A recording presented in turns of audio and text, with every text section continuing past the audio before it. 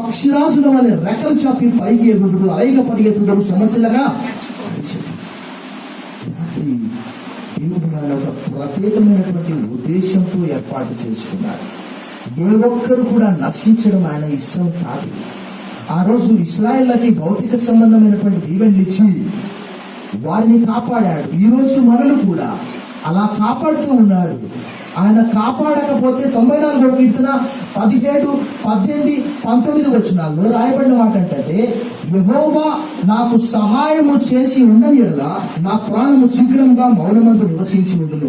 యెహోవా నా కాలు జారలేని అనుగుణగా నీ కృప నన్ను బలపరుచున్నది. నా అంతరంగమందు విచారము హెచ్చగా నీ గొప్ప ఆదరణ నా ప్రాణములకు నెమ్మది కలగజేయుచున్నది.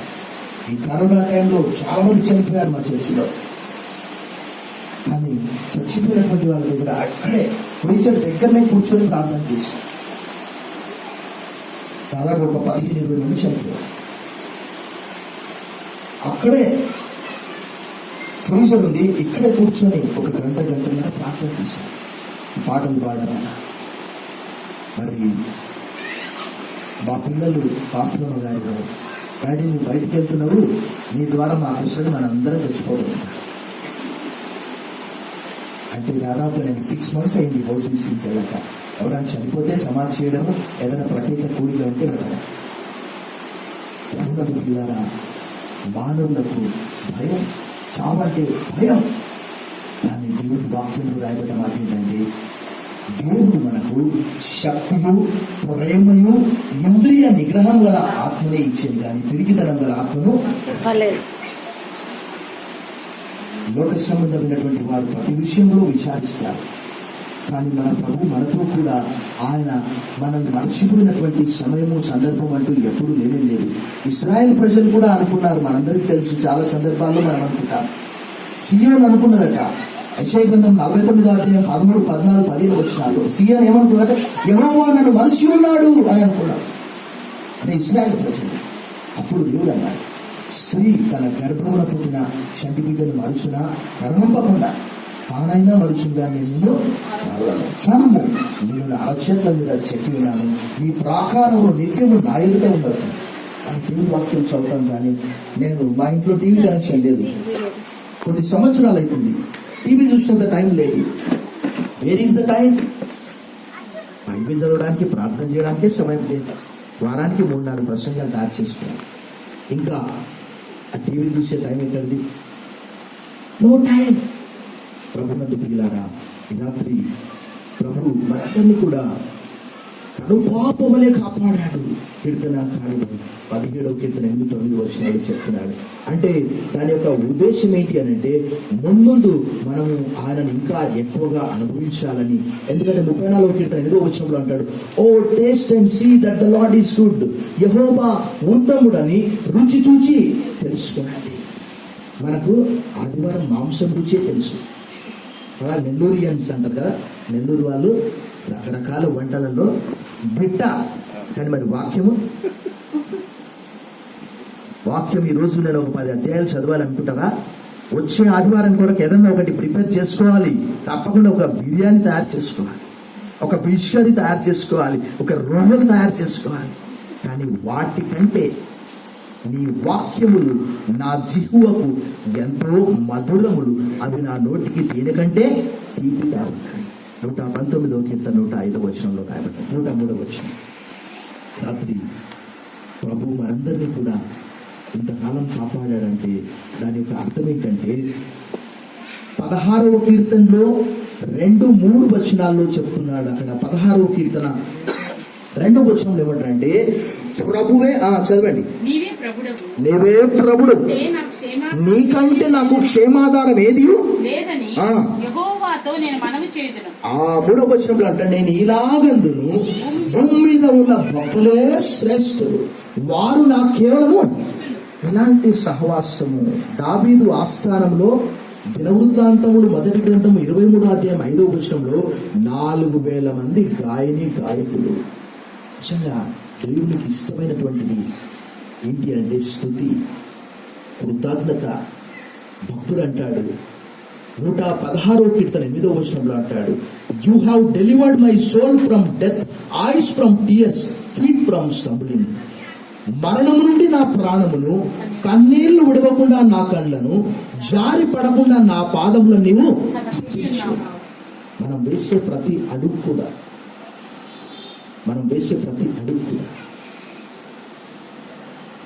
ఉదాహరణకి నేను చనిపోతే నా ఇంట్లో దుఃఖము కలుగుట దేవునికి ఇష్టం లేదు. చప్పట్లు పెట్టి దేవుని మహిమపరచండి. పాస్టర్ గారు కూడా ఇందాక చెప్పినట్టు మరి వారికి చాలా పరిచర్య ఉన్నది. వారి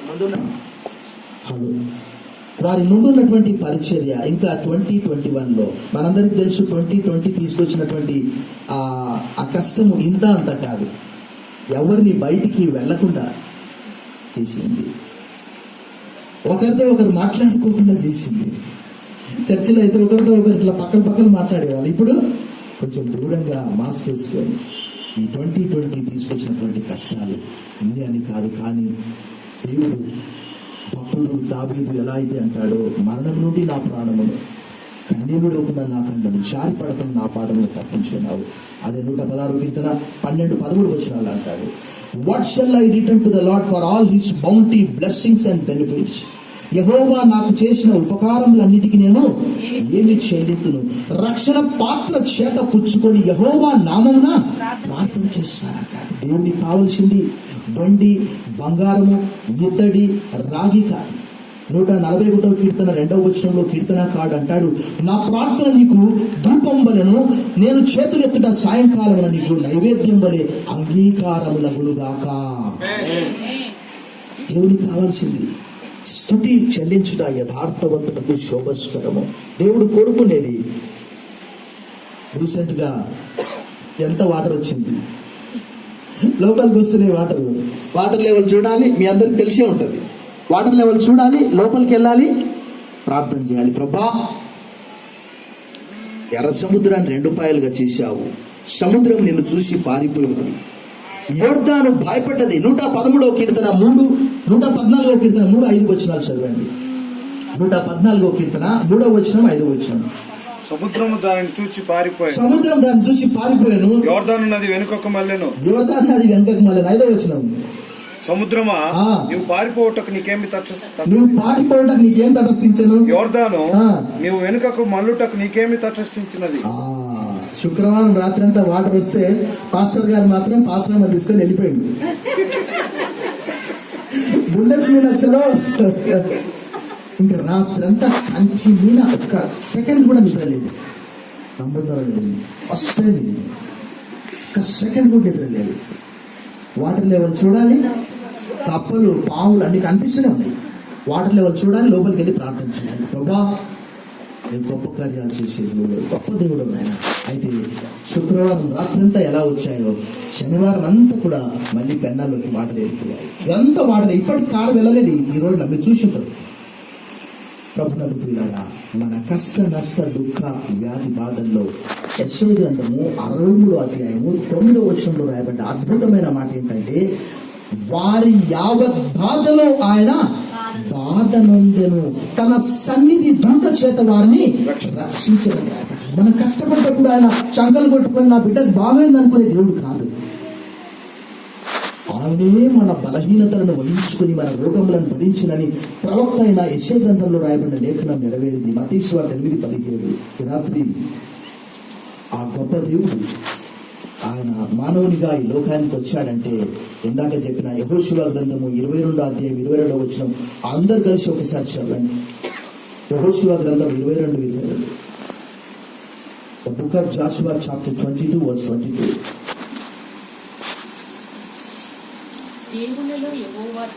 దేవుళ్ళలో యెహోవా దేవుడు, దేవుళ్ళలో యెహోవాయే దేవుడు. చాలు.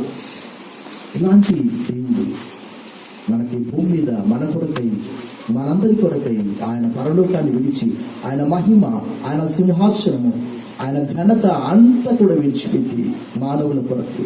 నేను కూడా ఈ ప్రేమ సందేశాన్ని స్వీకరించిన వెంటనే దీనికి ఈ మెసేజ్కి అట్రాక్ట్ అయిపోయి 4 వచనాల ద్వారా రక్షించబడ్డాను. మీకు కావాలంటే నా దగ్గర సాక్ష్యాలు కూడా ఉన్నాయి, ఇస్తాను. అపోస్తలుల కార్యం 4:12 ద్వారా మరి ఎవరి వలనను రక్షణ కలగదు, ఈ నామమునే మనం రక్షణ పొందవలను, కానీ ఆకాశం క్రింద మనుషుల్లో ఇవ్వబడిన ఏ నామమున మనం రక్షణ పొందలేవను. There is salvation in no one else among the mortals under the heaven that is given, only Jesus name. 2వ లేఖన భాగం రోమా 3:23 చదివాను. ఏ భేదం లేదు, అందరూ పాపం చేసి దేవుడు అనుగ్రహించి మహిమ పొందలేకపోతున్నారు. For all have sin and come short of the glory, సబ్నే గునా కియా और खुदा की जलाल से महरूम है. ఇది Urdu. 4 languages I speak. Telugu కాక 3 భాషలు, ఆంగ్లము, హిందీ, ఉర్దూ. ఆ వాక్యం చేత నేను కూడా పాపులని ఒప్పుకొని రోమా 6:23 ప్రకారము అది చదివినప్పుడు ఎంతో భయపడ్డాను. Because there is life in the word of God. దేవుని వాక్యంలో జీవం ఉన్నది. But the wages of sin is death, but the gift of God is eternal life through Christ Jesus. పాపం వలన వచ్చే జీతం మరణము, అయితే దేవుని కృపావరం మన ప్రభువైన క్రీస్తు యేసునందు నిత్య జీవం, అనంత జీవం. गुनाह की मजदूरी मौत है, लेकिन खुदा की बख्शिश मेरा यीशु मसीह से हमेशा की जिंदगी. చివరిగా యోహాను రాసిన 1వ పత్రిక 5:21 ద్వారా విగ్రహాలను విడిచిపెట్టాను. చిన్నపిల్లలారా, విగ్రహముల జోలికి పోకుండా జాగ్రత్తగా ఉండండి. O children, keep away from idols. ఆ వాక్యం ద్వారా ఆ విగ్రహాలను విడిచిపెట్టి, కొన్నిసార్లు నాకు ఆశ్చర్యం అనిపిస్తుంది, దేవుడు నేను ఎక్కడో ఉండవలసినటువంటి వాడిని నెల్లూరుకి ఎందుకు తీసుకొని వచ్చాడు. భారతదేశంలో అనేక చోట్ల నన్ను పిలిచారు, కానీ అక్కడ దేవుడి చిత్తం కాదని ఇండోర్కి వెళ్ళాను. అక్కడ హిందీలో వాక్యం చెప్పడానికి 20 లక్షల మంది టీవీలో వాక్యం వినాలి అని చెప్పి అక్కడ తీసుకొని వెళ్ళారు. వాళ్ళే ఫ్లైట్ టికెట్ బుక్ చేశారు. కానీ that was not God's will. ఎందుకు అక్కడికి వెళ్ళిన తర్వాత ఒక రాత్రి ఇంత నిద్రపెట్టలేదు. అయ్యో, నేను ఇంత దూరం వెళ్ళిపోతున్నా. అఫ్ కోర్స్ మిషనరీస్ ఆయా ప్రాంతాలకు చాలా దూరం వెళ్ళారు, అపోస్తలుడైన పౌలు లాంటి వాళ్ళు, అబ్రహాం లాంటి వారు. కానీ ఈ ప్రాంతానికి, ఈ ఇంట్లోకి వచ్చి దాదాపుగా 3 years అవుతుంది. ఈ రాత్రి దేవుడు మనందరి పట్ల దేవుని వాక్యంలో మనం చూసాం. ఆ రోజు ఇశ్రాయేలుకి భౌతిక సంబంధమైనటువంటి దీవెనలు, కానీ ఈరోజు క్రీస్తులో మనకు లెక్కలేనన్ని దీవెనలని భక్తుడు పౌలు ఎఫెసీయులు 1:3 చెప్తాడు. మన ప్రభువైన యేసు క్రీస్తు యొక్క తండ్రి అయిన దేవుడు స్తుతింపబడును గాక. ఆయన క్రీస్తు యేసునందు ఆత్మ సంబంధమైన ప్రతి ఆశీర్వాదమును మనకు అనుగ్రహించాలని మాట్లాడాడు. అంటే అది ఈలోక సంబంధమైనది కాదని. ఈ రాత్రి ప్రభునందు ప్రియులారా, దేవుని బిడ్డలారా, విశ్వాసులారా, కాపరులారా, ప్రభు మన పట్ల ఎన్నో గొప్ప కార్యాలు చేస్తూ ఉన్నాడు. అవి లెక్కలేనన్ని. యోబు 5:9, 136 కీర్తన 4వ వచనం ప్రకారం పరిశోధింపజాలని మహాకార్యములను, లెక్కలేనన్ని అద్భుత క్రియలను చేయవాడు. ఆయన ఒకడే, ఇంకెవరు చేయలేరు. ప్రతి ఒక్కరూ ప్రత్యేకమైనటువంటి వారే ప్రభు దృష్టిలో. ఎవరు కూడా తక్కువ కాదు. 138వ కీర్తన 6వ వచనంలో రాయబడిన మాట ఏంటంటే, ఆలోచించు ఆయన మహోన్నతుడైన దీనులను లక్ష్య పెట్టినని మాట్లాడాడు. దేవుడు అహంకారం ఎదిరించి దీనులకు రూపాన్ని ప్రేమిస్తాడు. ఆయన ఆ పరలోకాన్ని విడిచి ఈ భూలోకానికి రావడానికి గల కారణం ఏంటంటే, మానవులందరినీ ప్రేమించి. భక్తుడు పౌలుతో దేవుడు చెప్తాడు అక్కడ అపోస్తలుల కార్యం 26:16-18 నువ్వు వెళ్ళు, సాతాను అధికారంలో నుంచి వారిని విడిపించి దేవుని రాజ్య సంబంధమైనటువంటి అధికారంలోనికి వారిని తీసుకొని రావాలి. భారతదేశంలో ఉన్న ప్రజలు, మన చుట్టూ ఉన్నటువంటి వారు అనేక మంది రక్షణ లేనటువంటి వారు ఉన్నారు. వారందరినీ కూడా ప్రభు దగ్గరికి తీసుకురావాల్సినటువంటి బాధ్యత మనందరి భుజ స్కంధాలపైన ఉంది. రాత్రి ఈ 2020 అంటే ఇలా చేసింది, కానీ 2021లో దేవుడు దానియేలు గ్రంథం 11:32 ప్రకారము తమ దేవుడు నేర్పిన వారు బలం కలిగి గొప్ప కార్యాలు చేశారు. గొప్ప కార్యాలు అంటే పెద్ద పెద్ద బరువులు ఎత్తడం కాదు, ప్రభు కొరకు ఒకరిని మనము ప్రభు దగ్గరికి నడిపించడము. రాత్రి మరి దేవుడు మనందరినీ కూడా ఈ 2020లో వచ్చినటువంటి చిక్కు, కష్టం ఇంత అంత కాదు. ఒకానొక సందర్భంలో నా ఎక్స్పీరియన్స్ ఏంటంటే, ఈ లాక్డౌన్ కొత్తలో రేషన్ కొరకు ఊరంతా తిరిగాను. ఎక్కడికి వెళ్ళినా ఈరోజు కాదు సార్ రేపు అంటున్నాను. ఏంటి ప్రభా అని చెప్పి కొంత డిప్రెషన్ పోయాను. ఏంటి ప్రభా, కనీసం మన దగ్గర డబ్బున్న వస్తువులు కూడా తెచ్చుకోలేనటువంటి పరిస్థితి. కానీ మన దేవుడు ఏమీ దొరకనటువంటి ప్రాంతంలో అన్ని సమకూర్చే దేవుడు సమృద్ధిగా. ఎందుకంటే బండలో నుండి నీళ్లు తీసుకొని వచ్చాడు. మనకు ఒక రోజు వాటర్ రాకపోతే మనం చర్చికి 0 ఇంకా వెళ్ళకుండా ఉంటాం. ఏంటంటే ఇంట్లో నీళ్ళు రాలేదు సార్, ఏదో ఒకటి చెప్తాం. కానీ ఆ రోజు ఇశ్రాయేలు ప్రజల్ని 40 సంవత్సరాలు వారెవ్వరికి కూడా ఏ కొరత రాకుండా వారు వేసుకున్న వస్త్రాలు కానీ వారు వేసుకున్నటువంటి పాదరక్షలు కానీ మనందరికీ తెలుసు. అది ద్వితీయోపదేశకాండం 8వ అధ్యాయంలో రాయబడినది. అదే ద్వితీయోపదేశకాండం 1:35 అంటాడు, ఒకటి తన కుమారుని ఎత్తుకున్నట్లు ఎత్తుకున్నాడు. ప్రభునందు ప్రియులారా, ప్రభు మనందరినీ సజీవులుగా ఉంచాడు. భక్తులు అంటాడు, సజీవులే కదా నేను స్తుతిస్తాను. పాతాళంలో నీకు స్తుతి కలగదు, మన్ను నేను స్తుతిస్తుందా అని అంటాడు కీర్తనకారుడు. ఆయన కోపము నిమిషం మాత్రం ఉండును, ఆయన దయ అయిష్టాలం అంతా నిలుచును. సాయంకాలం ఏడుపు వచ్చి రాత్రి ఉండును, ఉదయమున సంతోషం కలుగును. His anger is for a moment, his favour is for a lifetime. Weeping may linger for the night, but joy comes with the morning. ఇవన్నీ కూడా మన కష్టాలన్నీ కూడా 2020లో వచ్చినటువంటి ఏంటంటే అంటే ఒక బ్రిడ్జ్ కింద నుంచి నీళ్లు పోతే ఎలా ఉంటుందో అలా ఆ నీళ్లు కిందికి వెళ్ళిపోతాయి. అంటే రాత్రి మనము ఈ 2020లో దేవుడు మనందరినీ కనుపాపు వలె కాపాడాడు. భక్తుడు కీర్తనకారుడు అయితే ఎలా చెప్తాడు, మన సంఘాలను, ఉపసంఘాలను, కాపురులను, విశ్వాసులను మన చేతి పని.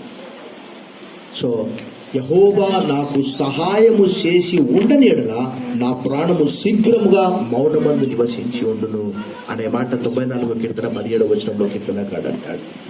దేవుడు సహాయం చేయడాన్ని బట్టి, దేవుడు మనం బ్రతికించడాన్ని బట్టి, ఉదాహరణకి ఒక వ్యక్తి జీతం పొందుకోవాలంటే 30 రోజులు పని చేయాలి. ప్రభుత్వ ఉద్యోగి కానీ ప్రైవేట్ ఉద్యోగి కానీ. నేను మన వాటర్ని బట్టి ఒక రోజు వెళ్ళలేకపోయాను.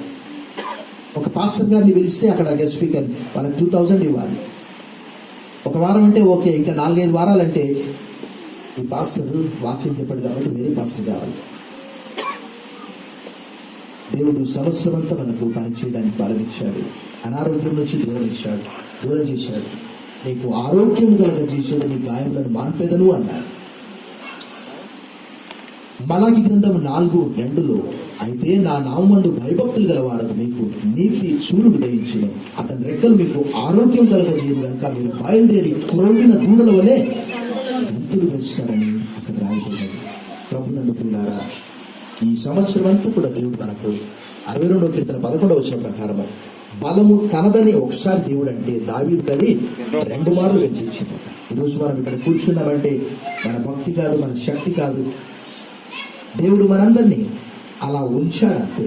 ఆయన మహిమ కొరకు మనల్ని సృజించినటువంటి విధానం కూడా చూస్తే యెషయా గ్రంథం 43:21 ప్రకారము నా మహిమ నిమిత్తం నేను సృజించిన వారిని అని దేవుడు అన్నాడు, నా స్తోత్రము ప్రచురము చేయు నిమిత్తం అని అన్నాడు. సో ఈ రాత్రి మనలో ఒక్కొక్కరు కూడా దేవుని చేత కనుపాప వలె కాపాడబడ్డారు. ఒకవేళ దేవుడు కాపాడకపోతే ఈరోజు మరి మనలో ఎవరిదైనా ఒకరిది మెమోరియల్ సర్వీస్ జరిగేది. ఒకవేళ నేనే చనిపోతే ఇక్కడే నా కూటం పెట్టేవారు. కానీ దేవుని దృష్టిలో ఇంకా మనం దేవుని కొరకు గొప్ప కార్యాలు జరిగించాలని ఈ రాత్రి మనందరి జీవితాల్లో దేవుడు ఎన్నో మేళ్ళు చేసి మరి పాస్టర్ గారికి కూడా మరి వారు కోరిన విధంగా ఎంతసేపు చెప్పాడు కదా. నిజంగా చాలా రోజుల నుంచి నన్ను కూడా అడిగాడు. నేను కూడా తెలంగాణలో కార్లు సెర్చ్ చేశాను, కానీ మరి అక్కడి నుంచి ఇక్కడికి వస్తే ట్యాక్స్ పడుతుంది, మళ్ళీ ఆ నెంబర్ కూడా మారిపోతుంది. సో అవన్నీ కూడా ఉంటాయి. కాబట్టి మరి 145వ కీర్తన 19వ వచనంలో యెహోవా యందు భయభక్తులు గల వారి కోరిక ఆయన నెరవేర్చి ఉన్నాడు, వారి మొర్ర ఆలకించి వారిని రక్షించుననే మాట.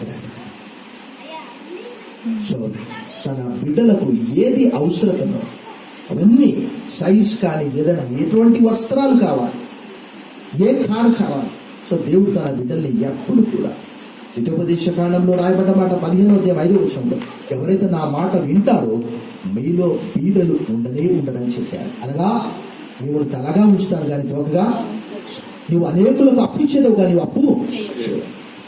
రాత్రి మరి పాస్టర్ గారిని మాత్రమే కాదు మనందరినీ కూడా దేవుడు తన పాపంలే కాపాడి సజీవులుగా ఉంచి మనం ఆయనకి ఏమి ఇచ్చినా ఎంత ఇచ్చినా డబ్బులు ఇస్తే కాపాడుతున్నాడు ఆ దేవుడు. మనము ధనవంతులు మనందరికీ తెలుసు. ఒక్కొక్కరి బిల్లు హాస్పిటల్కి వెళ్తే నేను విన్నాను, అమెరికా దేశంలో ఒక వ్యక్తి ఇదే COVID-19తో హాస్పిటల్ అడ్మిట్ అయితే 7.5 కోట్లు అయినాయి. ఆయన నా బతుకు చచ్చిపోయినా బాగుండు. ఎందుకంటే బతికి చచ్చానన్నట్టుంది. బతికాను కానీ చాలా డబ్బు ఖర్చు అయిపోయింది. ఈరోజు దేవుడు మనం కాపాడుతున్నాడంటే భారతదేశంలో కూడా అనేక మంది, మనందరికీ తెలుసు, ఇక్కడ నెల్లూరు ఆయన అయిపోయిన పాటలు పాడిన ఆయన బాలసుబ్రహ్మణ్యం ఎంతో మంచి హాస్పిటల్ వెళ్ళాడు కానీ ఆయన బ్రతకలేకపోయాడు. సో మనం దేవుని దృష్టిలో చాలా ప్రత్యేకమైనటువంటి వారిని, మనందరినీ దేవుడు సంవత్సరమంతా కాపాడాడంటే అది దేవుని యొక్క ఉచిత కృప. దేవుడి వాక్యం దీవించి ఆశ్రయించిన గాక. ఆమేన్. ప్రార్థన చేస్తాం. సర్వశక్తి గల దేవా, ఈ రాత్రినైనా మా అందరినీ మీరు